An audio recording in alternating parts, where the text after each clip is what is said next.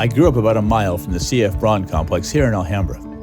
As a kid, it always felt like a fortress to me, and I wondered at the secrets that were being held deep inside this sprawling complex. Megan Maloney, a senior development manager at the Alhambra, the new name of the C.F. Braun complex, gave me a tour and solved some of those mysteries for me.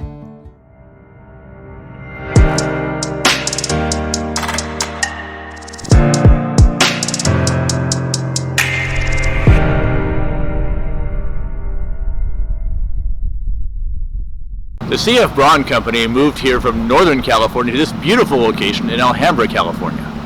Mr. Braun chose this location not only for its access to sea and rail lines, but also because the property was gigantic. Mr. Braun was developing new technologies in countless engineering fields, and this property was big enough to support the development of them all. A long trek across the campus led us to our first stop, the historic Auditorium. The auditorium is down this way. Okay. So all this underground, you can see another one of the staircases coming down because the ELARP occupies all the space. It's able to be enclosed, it's all fire safe. So these buildings in here are all two-story wood frame construction. Oh, wow. All the brick walls are non-structural. Oh, wow. It's all brick veneer. And then as we move through, you'll see kind of the break point here. We move into the 6A, 6, and 7 buildings, which are steel frame 4-story buildings. Okay. So a little bit just different construction. Point, you can almost feel a little bit different. Yeah, it's a tad bit different. You don't really notice it until you get upstairs as much, but yeah, there's definitely a transition. And then the other thing down here is you wouldn't necessarily think you're underground. The ceiling heights are a little higher. We changed out all the lighting to LED so it'd be brighter. Right. But you could be in the middle of an office building somewhere. So again, it's not generally people when they're leasing office space are like, oh, I don't want to be underground, but it's actually a pleasant environment. Yeah. So this is the auditorium. This was original to the campus. It's 177 seats. Oh, wow. All we have done really is paint, carpet, and new upholstery on the seating. So tried again to keep everything as original as possible. In the auditorium, they used to do, when it was Braun, they had theater groups that would do performances among the employees, presentations, system in here now. So cut to present day, we've got a lot of tenants, in a pre-COVID and post-COVID world when we can do that again.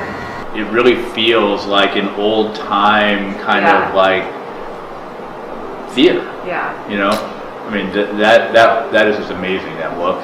I mean, I literally, except for of course the wheelchair ramp, I've seen no plastic so far. I mean, it's been in the walk we've made, I haven't seen any plastic anywhere. No. Except for modern accoutrements like the wheelchair ramp. Yeah, exactly. I mean, it's or the video monitor. Yeah. But the modern stuff, the stuff that's going on. No, it's really special. It's a little gem.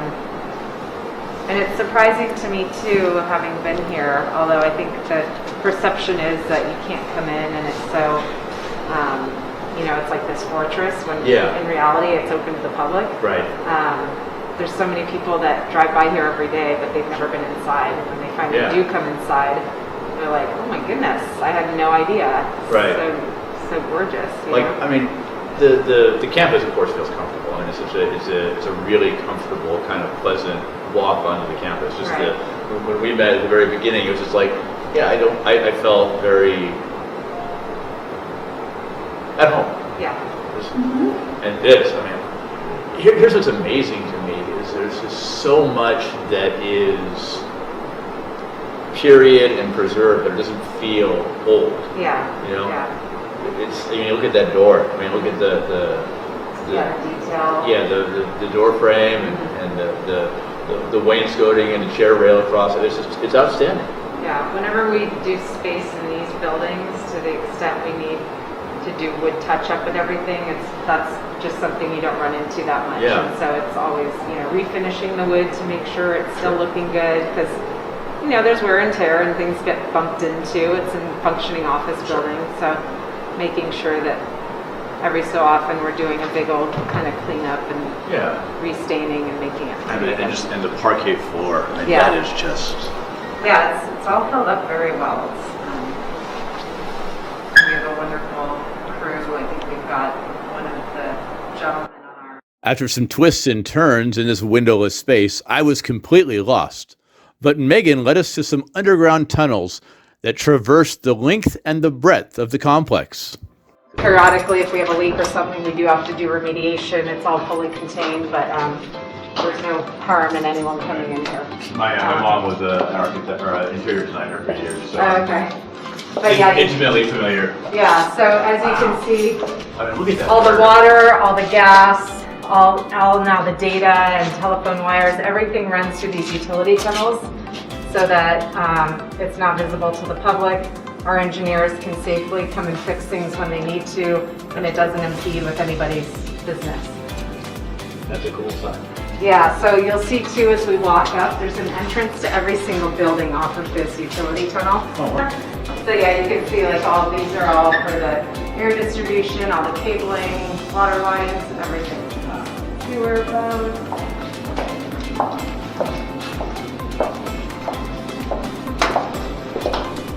And I think there's a lot of space to cover. Our engineers take pretty good care of it. They try to keep it as clean as possible. It's pretty clean for a utility tunnel. Yeah. I've been in worse. Yeah, exactly. And then because they added on buildings periodically, there's definitely instances where things are distributed in a manner that doesn't seem quite logical because it maybe was added after the fact. But for the most part, everything is pretty well organized.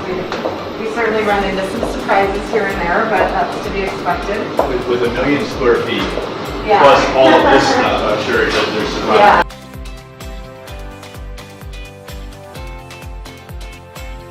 Right above here is what we use now as like janitorial offices and some storage was the old executive garage. So when we go upstairs, you'll see it's one of the brick buildings, low rise. And then there used to be another garage for the employees that was taken down when it had been kind of abandoned, and it was taken down when the LA Fitness and the new parking garage was added. So you'll see signs for garage. And rumor has it, if you showed up to work when Mr. Braun was still here and your car was dirty, someone would show up at your office, grab your keys, go have your car washed, because they had a car wash, bring it back, and it would be deducted off of your paycheck. Oh, wow. Because you were not to have a dirty car.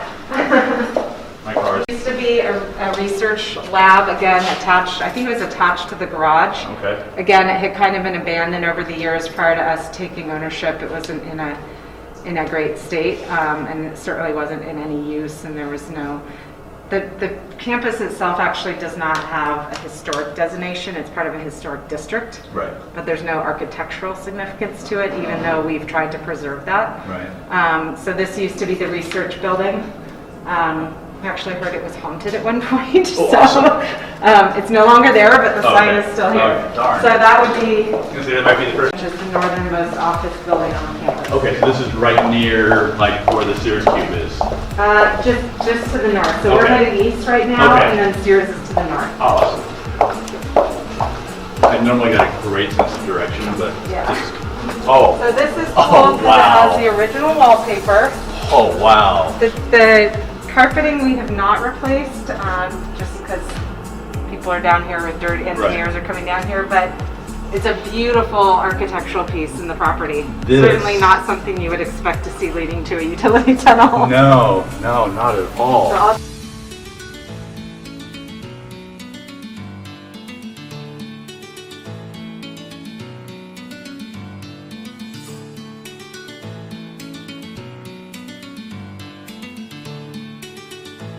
Senior Property Manager Kevin Hauser joined Megan and I on the tour and shed some more light on the intricacies and detail of this amazing complex. What is it like managing a property this vast? It's a challenge at times, but on the other side of it, it's a lot of fun, in that aspect. But it's just having a good staff, which we do have, and they stay up on all the preventative maintenance side of things, and that way it helps avoid any, hopefully, some catastrophic issues or anything like that with any of the equipment. So in doing that, then it makes the property run a lot smoother. There's been an amazing amount of preservation on this property. Has the preservation hindered any of the, day-to-day maintenance issues, or? I don't think so. No, we're pretty much able to get around all of that and repair as needed. The preservation work is amazing. Some of the so looking at some of the crown molding and stuff is something that's seemingly simple that you don't see in modern day construction. We work around with what's there. We try and preserve it mainly for the tenants, because the tenants do seem to like to have a lot of the older items in their space. Sure. So we'll do a mixture of both, actually, sometimes in tenant improvements, so in order to keep that.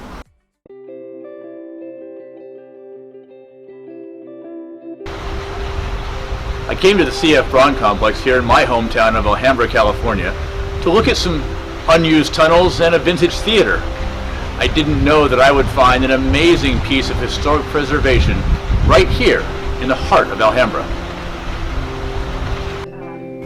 Again, because of the age of the buildings and the unique quality about them, we tried to keep everything the same. So you'll see burl wood, floor to ceiling in the elevators. Oh, wow. Definitely probably wouldn't see that these days. No, not at all.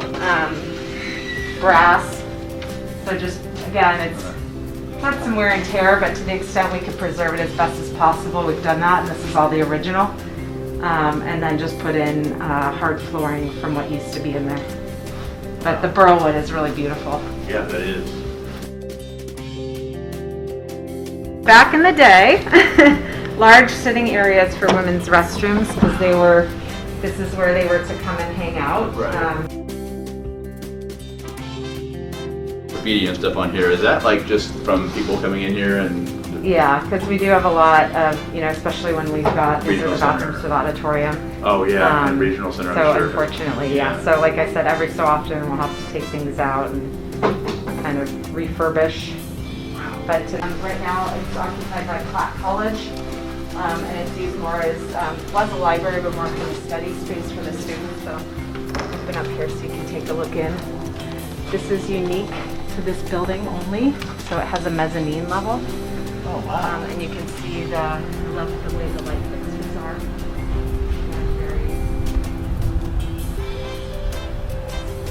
I love that. The current owners of the property have put a great deal of focus on historic preservation, preserving everything from wood paneling and brick structures to something as mundane as this water fountain.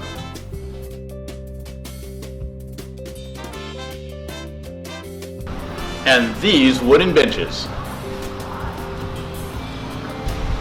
In Braun's heyday, this was the door to the executive dining room. There's a full kitchen in the basement, and it could seat as many as 170 people.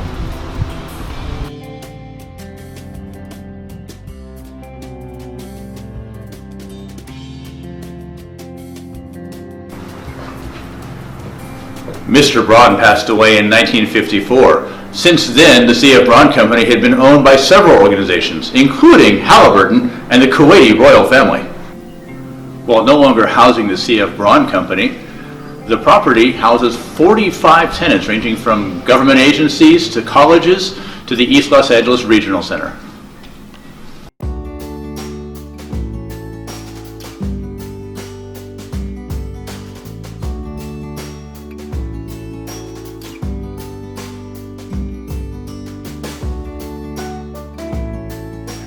Before my visit to the nearly 100-year-old CF Braun complex, now known as the Alhambra, I didn't know what to expect.